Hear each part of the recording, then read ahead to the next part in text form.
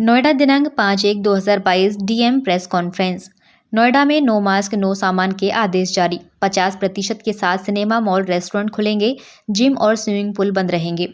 IT industry के ज्यादातर लोग वर्क फ्रॉम होम करें। कोविड के बढ़ते मामलों को लेकर डीएम का ऐलान। जनपद गौतम बुद्ध नगर डीएम ने नई गाइडलाइन जारी करते हुए कोविड और चुनावों के बारे में दिए दिशा निर्देश। गौतम बुद्ध नगर डीएम सुहास एलवाई ने ऐलान किया कि जनपद में तेजी से हो रही कोरोना केस की वृद्धि को कोई झुठला नहीं सकता, लेकिन हमने जब अपने लेवल से स्वास्थ्य विभाग के विशेषज्ञों से बात की तो ये कोविड अब संक्रमित ज्यादा है, मारक क्षमता के मुकाबले, इसलिए उन्हें अस्पताल की जरूरत नहीं पड़ रही।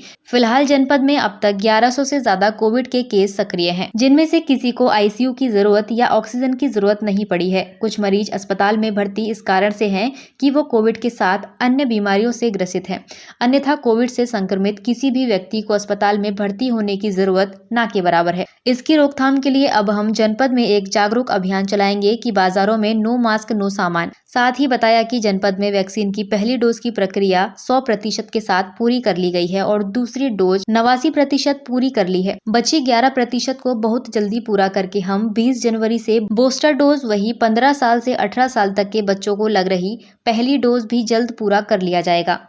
डीएम ने बताया कि जनपद में रात 10 बजे से सुबह 6 बजे नाइट कर्फ्यू लागू किया गया है। शादी समारोह में 100 लोग शामिल हो सकते हैं। कोई किसी प्रकार की परमिशन की जरूरत नहीं, लेकिन चेक करने गई टीम खामी पाती है तो सख्त कार्रवाई की जाएगी।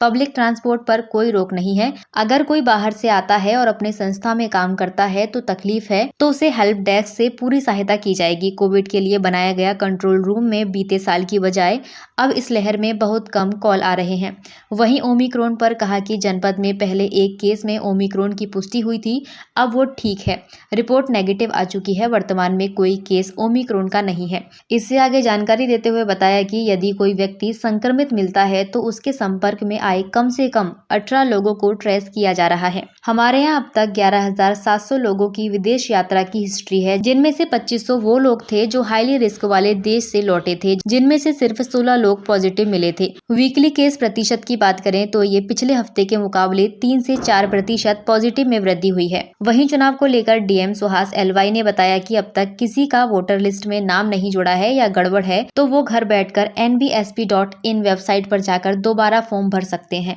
और कनेक्शन कर सकते हैं, जिसकी लास्ट डेट नामांकन वापसी लिस्ट जारी होने तक है।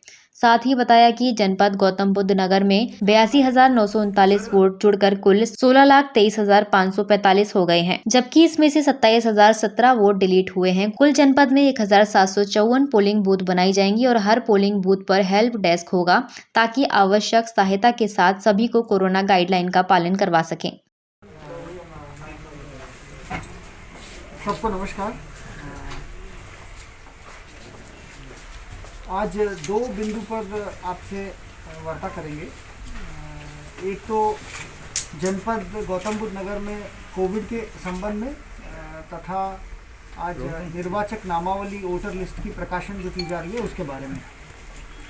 आप अवगत ही है कि विगत कुछ दिनों में कोरोना की केसेस में संख्या में बढ़ोतरी हुई है और आज जनपद गौतम बुद्ध नगर में 1000 केस एक्टिव केस क्रॉस वो नंबर किया है। तो शासनादेश द्वारा जो रिस्ट्रिक्शंस लागू की गई है वो जनपद गौतम बुद्ध नगर में कल यानी 6 जनवरी 2022 से लागू रहेगी। जो कोरोना की इस लहर में जिला प्रशासन ने विशेषज्ञों से काफ़ी चर्चा की है और विगत कुछ दिनों का अनुभव ये रहा है, संख्या में वृद्धि तेज़ी से हुई है, परंतु जो हॉस्पिटलाइजेशन तथा ऑक्सीजन रिक्वायरिंग पेशेंट्स की संख्या है वो बहुत ही कम या ना के बराबर है।